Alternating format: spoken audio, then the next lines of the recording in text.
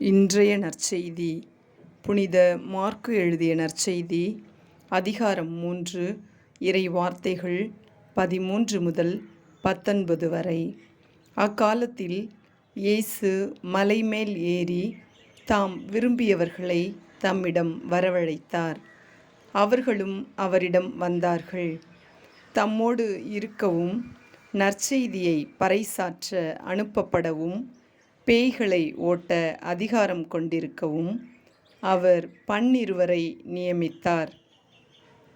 அவர்களுக்கு திருத்தூதர் என்றும் பெயரிட்டார்.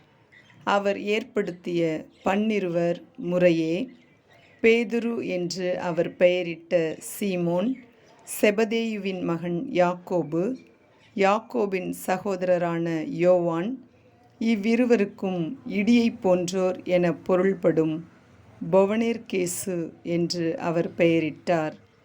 அந்திரேயா, பிலிப்பு, பார்த்தலமேயு, மத்தேயு, தோமா, அல்பேயுவின் மகன் யாக்கோபு, ததேயு, தீவிரவாதியாய் இருந்த சீமோன், இயேசுவை காட்டிக் கொடுத்த யூதாஸ் இஸ்காரியோத்து என்போர் ஆவர். இது ஆண்டவர் வழங்கும் அருள்வாக்கு. இறைவனுக்கு நன்றி.